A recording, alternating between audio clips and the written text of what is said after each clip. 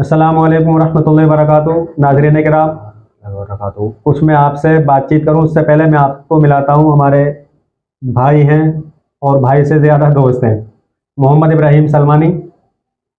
ये हमारे घर पे आए थे, हमारे पास आए थे, तो इनसे मैं थोड़ी गुफ्तगू करूंगा इस मामले में कि ये राजनीति के ताल्लुक़ से बहुत जानकारी रखते हैं और इनका अपना यूट्यूब चैनल भी है।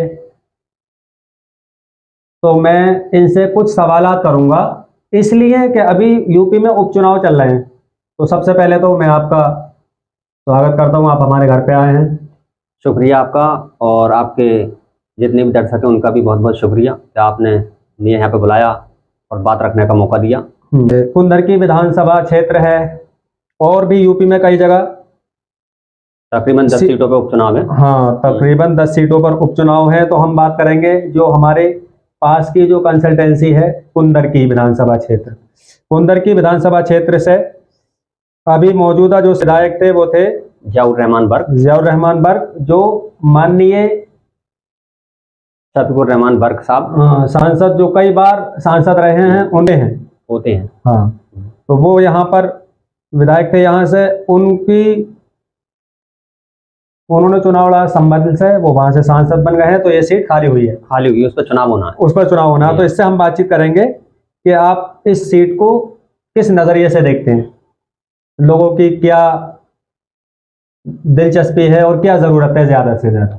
देखिए, पहले तो मैं आपके दर्शकों को ये बताना चाहता हूँ कि उत्तर प्रदेश में आने वाले 13 नवंबर को 10 सीटों पर उत्तर प्रदेश में उपचुनाव है। और हम बात कर रहे हैं, ये जो संभल लोकसभा में असेंबली आती है हमारी कुंदरकी विधानसभा, ये उपचुनाव है, 13 तारीख में उपचुनाव है। और इस पर बहुत ही जोर शोर से प्रचार प्रसार सभी पार्टियां कर रही हैं।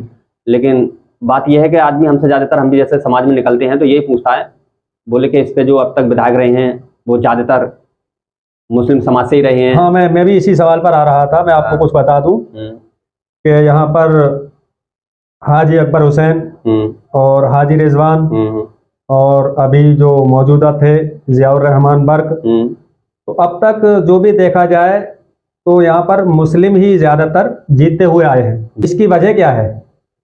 इसकी वजह ये भी, इसमें एक सवाल और भी है, ये आपने सही कहा। लेकिन एक मुस्लिम समाज के तो विधायक बनी है, लेकिन देखा जाए तो एक जाति समाज से, यानी कि तुर्क समाज से भी विधायक रहे हैं, चाहे वो हाजी अकबर हुसैन हो, अच्छा, या हाजी रिजवान रहे हो, या जियाउर रहमान बर्क रहे हो। ये तीनों ही तुर्क समाज से हैं, और जिनमें हाजी अकबर भी 3 से 4 बार विधायक रहे, हाजी रिजवान भी 3 से 4 बार विधायक रहे, और जियाउर रहमान बर्क जो कि अब सपा से सांसद है, वो सपा से विधायक रहे। तो ये सही है सवाल आदमियों का कि इससे मुसलमानी क्यों बनता है और तुर्की क्यों बनता है, क्या और कोई बन नहीं पाएगा या बनेगा? वो उसके बारे में मैं कुछ आंकड़े आपको सामने रखता हूँ, मैं लेकर आया हूँ कि इसकी क्या वजह है। आप उन आंकड़ों के खुद ही समझ जाएंगे कि हमारा जातिगत जो समीकरण है वो इस हिसाब का है कि मुसलमान ही विधायक बनता है, और इंशाल्लाह मुसलमान ही विधायक बनेगा। लेकिन ऐसा नहीं है कि मुसलमान ही अभी तक विधायक रहा है। एक बार इस पर गैर मुसलमान, यानी हमारा हिंदू भाई भी विधायक रहा है। बीजेपी भी यहाँ पे अपना झंडा लहराई है जीत का। तो इसके आंकड़े आपको मैं बता दूं कि कुंदरकी जो विधानसभा है, टोटल जो वोट हैं इस पर 3,95,375 वोट हैं अब तक। अच्छा जी। और मुस्लिम वोटर जो हैं वो 2,39,000 है, यानी करीब 65% मुसलमान है। और शायद उत्तर प्रदेश में सबसे ज्यादा मुसलमान वोटर रामपुर से भी ज्यादा, 65% अगर किसी विधानसभा पे हैं तो वो कुंदरकी पे हैं। अच्छा, यही वजह है कि मुसलमान जो है विधायक बनता है। हिंदू वोटर जो है इस पर 1,56,000 वोटर है, जो कि करीब 33% बैठता है। और सामान्य मुस्लिम वोटर 1,15,000 हैं, और पिछड़ा मुस्लिम वोटर जो है वो 1,24,375 है। आप समझ गए होंगे कि मुस्लिम क्यों बनता है, क्योंकि 65% मुसलमान है। और टक्कर में जो होती है ज्यादातर बीजेपी को हराने की वजह से, क्योंकि मोमडन जो है वो ज्यादातर बीजेपी को वोट नहीं देना चाहता। 1-2% देते हैं जिसे अपना काम करना है। 1-2% नहीं है, काफी देते हैं, ऐसी बात नहीं, ऐसा कुछ नहीं है। जो लोग राजनीति कर रहे हैं, अच्छा, वही लोग अपने वर्चस्व के लिए या बचाव के लिए या किसी काम की वजह से वोट दे देते हैं, बाकी एक तरफा वोट जाता। ये जो है विपक्ष के समर्थन में जाता है, और जो इस टाइम मौजूदा सरकार है बीजेपी की, उसके विरोध में वोट करते हैं यहाँ के मोमडन। दूसरी बात यह है कि तुर्क समाज से क्यों है, ये भी सवाल है हमारे पास। उनकी आबादी 40% है। जी हाँ, मुस्लिमों में। सबसे बड़ी बात यही है, आपके दर्शकों को बताना चाहता हूँ कि 40% जो है, जितने मुसलमान है 65%, उनमें 40% जो तुर्क समाज के ही वोटर है, जो तकरीबन 95,600 वोट अकेले तुर्क समाज के बैठते हैं। तो यही वजह रहती है कि तुर्क समाज से ही विधायक बनता है और पार्टी भी तुर्क को ज्यादा टिकट देती है। जैसा आज आप देख लें, आप अभी जो मायावती ने टिकट दिया है वो भी तुर्क समाज से है, और हाजी रिजवान जो कि साइकिल से आ रहे हैं वो भी तुर्क समाज से हैं, और साइकिल भी हो गई, हाथी भी हो गई, और बचे अब ये जो AIM पार्टी है, जो असदुद्दीन ओवैसी हैदराबाद की पार्टी है, उनके भी पार्टी के जो उम्मीदवार हैं वो भी हाफिज बारिश हैं, वो भी तुर्क समाज से हैं। तो यही वजह है कि पार्टी भी वहाँ तुर्क समाज को ही देती है टिकट। लेकिन हाँ, देखा जाए तो इस बार अगर डिवाइड नहीं होता है तो मलिक की भी आबादी यहाँ कम नहीं है वोटरों की, क्योंकि 40% अगर तुर्क है तो 15% आबादी मलिक भाइयों की हमारी। और मलिक भी अब के उम्मीदवार चंद्रशेखर आजाद, जो कि भीम आर्मी नाम से जाने जाते हैं, आज उनकी बहुत बड़ी रैली हुई, हमने भी उसका कवर किया।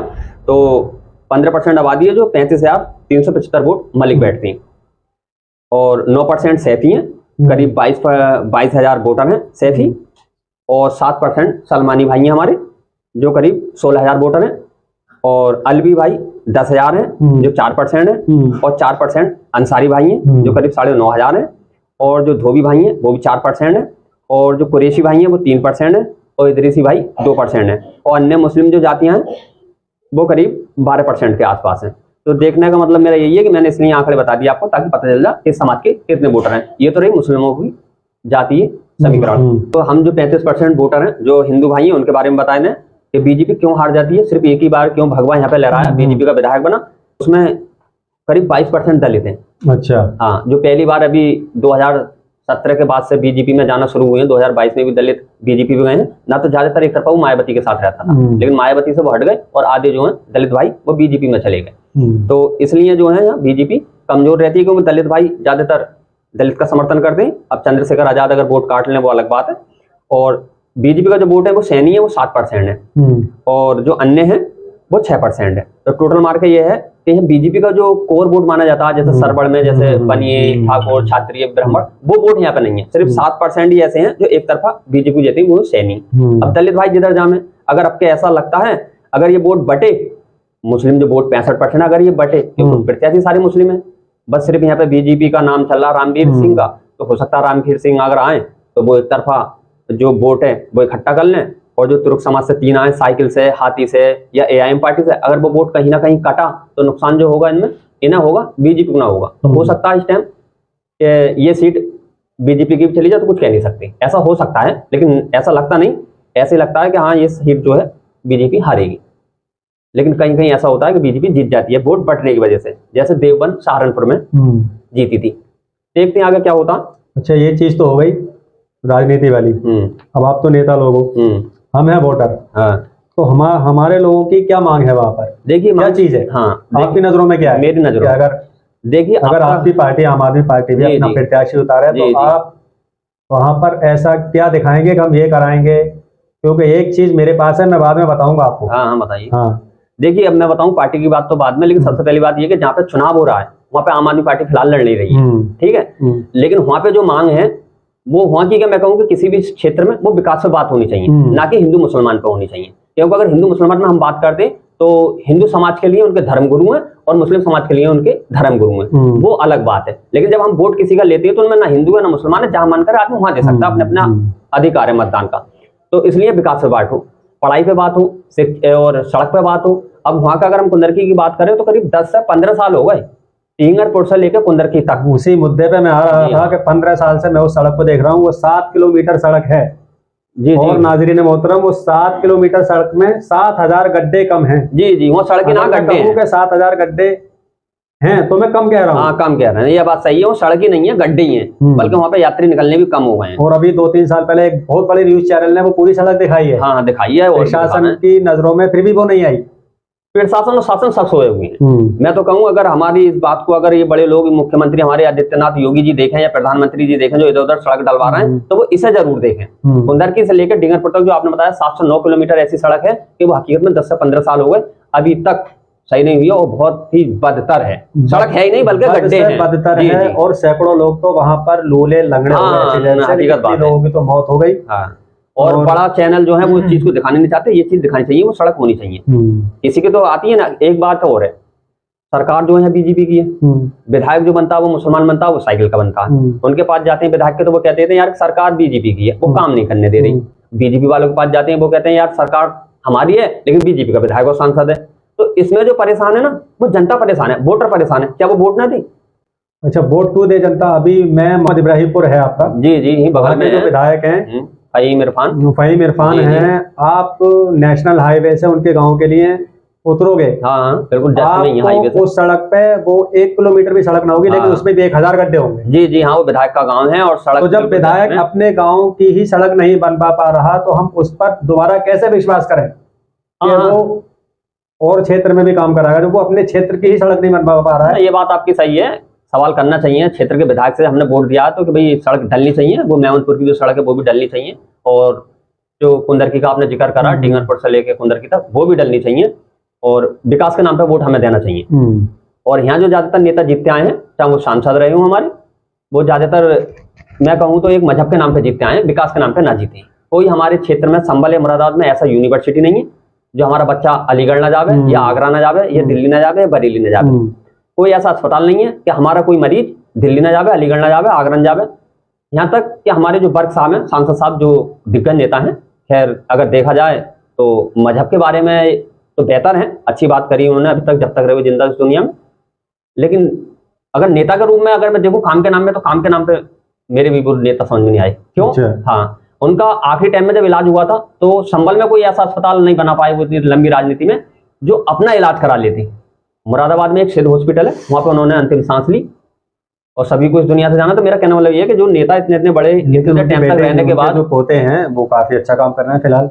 हाँ, फिलहाल देखो उन्हें मौका मिला है, अभी 2.5 साल वो विधायक रहे, अब वो सांसद है, अब क्या करते हैं, लेकिन वो भी यही कह देंगे भाई हमारी केंद्र में सरकार नहीं है, हम इस काम को नहीं करा सकते। तो इसमें जनता का क्या गुनाह है? केंद्र में सरकार नहीं है, वोट तो वो तुम्हें दे रही है, विधायक तुम्हें बना रही है, सांसद तुम्हें बना रही है, तुम्हारे लिए कोटा आता है, वो कोटे का जो बजट आता है उससे तो लगाओ, कहीं तो लगाओ। एक बार सरकार नहीं है, चलो मान लिया, अब नहीं है। 2017 में समाजवादी पार्टी की सरकार थी अखिलेश यादव की पूर्ण बहुमत के साथ, और समाजवादी पार्टी के कुंदरकी भी विधायक था, संभल में विधायक था और बिलारी में विधायक था। तो कौन सा यूनिवर्सिटी बनवा दिया? तो कौन सी सड़क जानता हूँ, वो ये जानता हूँ अस्पताल बनवा दिया कि सड़कें जो आती हैं वो प्रधानमंत्री के अंडर में आती हैं। हाँ, आती हैं। और जो जनता, मैं ज्यादातर बोर्ड देखता हूँ कि प्रधानमंत्री सड़क योजना, प्रधानमंत्री देखो आती है, पूरे देश का है ना, उसके लिए आती है, ठीक है, सांसद के कोटे से आती है। लेकिन जो हम वोट देना विधायक के नाते, जो मुख्यमंत्री बनना, उसके लिए भी आती है मुख्यमंत्री सड़क योजना। अच्छा, हाँ, तो वो भी डलवा सकते हैं ना विधायक, ज्यादा न डलवाए कम डलवाने, भाई मैं इतनी बजट मिला इतना मैंने डलवा दिया, अब बिल्कुल ना डलवाने का क्या मतलब है? तो अब आप लास्ट में मैं आपसे एक सवाल करूंगा। और रही 1 मिनट, आपने मेरी पार्टी का जिक्र करा था, जी हाँ, मैं आम आदमी पार्टी का नेता हूँ और मेरा चैनल भी, जैसा आपने भाई साहब ने बताया, मोहम्मद इब्राहिम सलमानी नाम से। मेरी पार्टी का अगर आप जिक्र करें तो आप दिल्ली में देखने जाके, शिक्षा के बारे में बात करें तो अमेरिका से, अमेरिका की डोनर भी आती है देखने स्कूलों को, और हर जगह आज अगर शिक्षा के बारे में, इलाज के बारे में अगर जिक्र होता पूरे भारत के अंदर, तो दिल्ली का होता। वहां पे माँ बहन बेटियां, चाहे वो अंबानी की हो या किसी गरीब की हो, अगर पूरे दिन भी रोड बेस में अपने काम से अगर जाएंगे या आएंगी, 1 रुपया नहीं लगता। सड़क भी ओके है, और मेरे गांव से भी सैकड़ों आदमी आसपास के अगल बगल के दिल्ली इलाज कराने जा रहे हैं। अगर ये सुविधा यहाँ मिलती तो वहां क्यों जाता?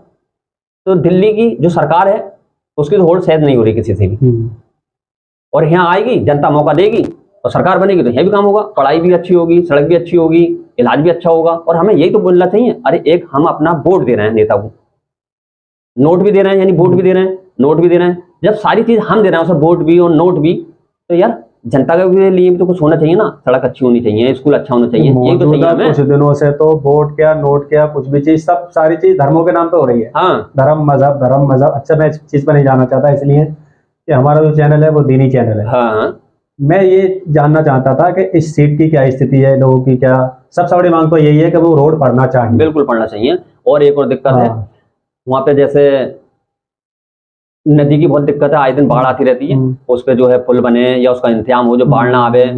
और देखा जाए तो अभी इतना विकसित ना है क्षेत्र, विकसित होना चाहिए, जब वो विधायक के कोटे से हो या सांसद के कोटे से हो, तो कोई सा भी क्षेत्रों में देखो विकसित होना चाहिए। जब हमारी विधानसभा या कोई गांव या छोटा हल्का अगर विकसित होगा तभी हमारा देश विकसित होगा। अच्छा, एक चीज और, जैसे हम आम आदमी हैं, हमें वोट करना है, तो हम ऐसी क्या क्वालिटी देखें नेता में कि हम उसको वोट दें? क्या हम पार्टी देख के वोट दें, जाति देख के वोट दें, धर्म देखकर वोट दें, या मजहब देखकर वोट दें? देखिए, मैं तो ये कहूँगा सबसे पहले आप अपना प्रत्याशी देखिए। अगर प्रत्याशी ईमानदार होगा आपका, तो वो ईमानदारी से काम करेगा, चाहे भला से किसी की पार्टी का हो।